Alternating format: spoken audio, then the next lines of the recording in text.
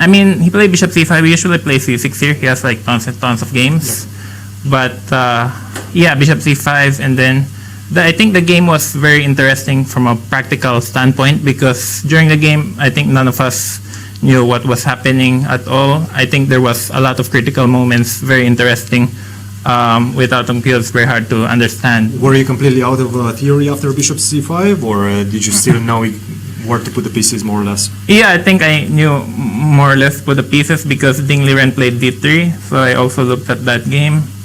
So all the way until this point. Yeah, I think a4. I mean, I'm sure Fabiano also has it well prepared. I was thinking e3, a3, b3 looks very unclear, so that's why I played rook b1. I mean, I don't think white is better in this opening, but it's very hard to get sizable advantage in the opening nowadays. And after rook e8, e3, I'm threatening pawn a4. Black will sacrifice it in a few ways. I play bishop g4 here. Yeah, actually I was playing bishop g4, and then it's very hard to say what happens. I was mostly calculating this line. I think I spent like 20 minutes calculating this line, and this reaches by force. It's probably just equal after queen d4, rook e8, knight c3. I'm not sure if Fabiano saw this or he was trying to be more ambitious, but of course playing for wins double edge. Queen a5, bishop d2. Yeah, bishop g4. Probably f3 was not good, but it looks very interesting to me. I think this is an important point. Did you feel like Fabiano, with this opening choice and not go for c6, was he trying to sidestep your preparation, or was he trying to be a bit more ambitious? Yeah, it's hard to say. You have to ask him for that. Not sure what goes on in his mind, because Fabiano plays for a win with both colors. Also, he likes very complicated positions. I think one of the reasons he played bishop c5, he wants to avoid my preparation and also get an interesting game. He's a fighting player. So this must have been already a position, despite the fact that, let's say, it's more or less equal, it's an interesting position for both sides, right? Both sides can play for a win. Yeah, that's true. I mean, I was quite happy to get a game, because very easy to find draws in theory. Yep. But I think we were both happy that we were able to get a game. But of course, mistakes happen. Bishop h5, knight e4. I think neither of us considered queen b6 because he gave up the double pawn.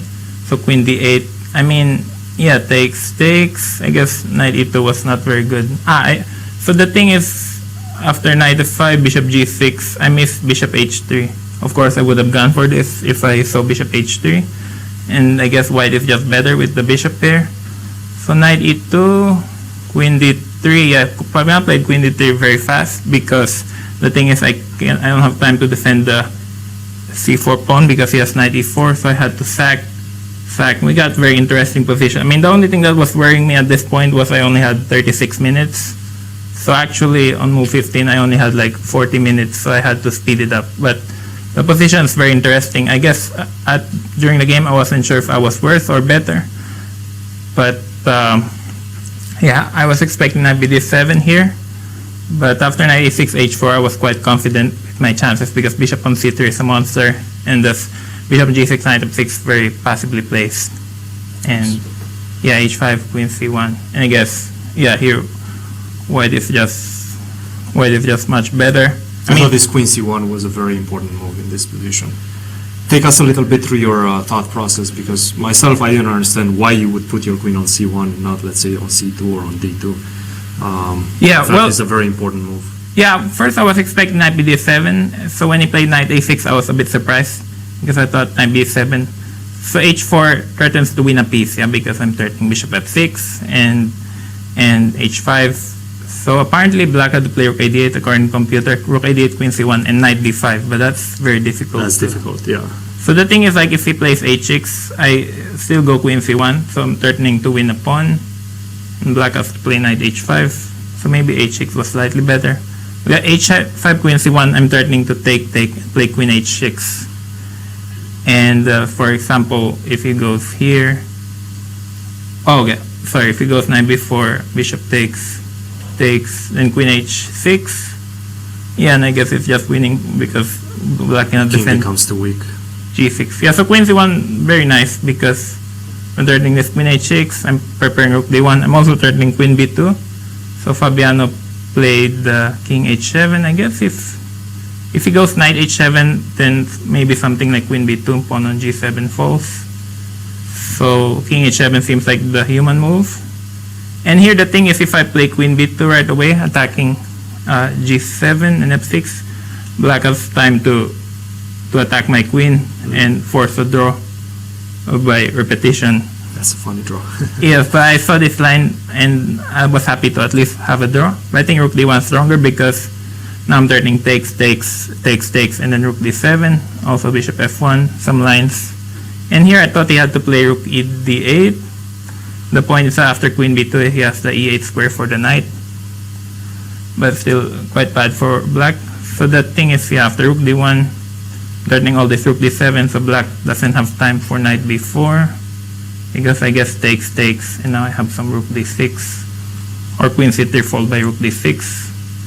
And the thing is, like, black is a pawn up, but his c pawns and b pawns and the queen is far away from the action. So the pawn's not really felt. And after rook d8, queen b2, black cannot defend this g7, f6, so he has to play c4. And then I guess I can play bc4. I wasn't sure which is stronger. And I have the bishop pair, but you still have to win the game. So takes is nice because the funny line here, if he plays queen b6 to defend d8, h1 takes, I have g4 and h5, and he just wins. So after queen f6, basically Fabiano has to go for an endgame like say queen e5 takes, where he's a pawn down. Hopeless. Yeah, well actually, yeah, I mean, I'm not sure if it's hopeless. Queen e5 was slightly more accurate, so the rook is on e5. I mean, yeah, pawn down should be winning for white, but of course in practical game anything can still happen. I think instead of queen c5 on move 28, Fabiano should play queen e5 right away and activated the rook this way. But I mean, white has to play accurately in order to win.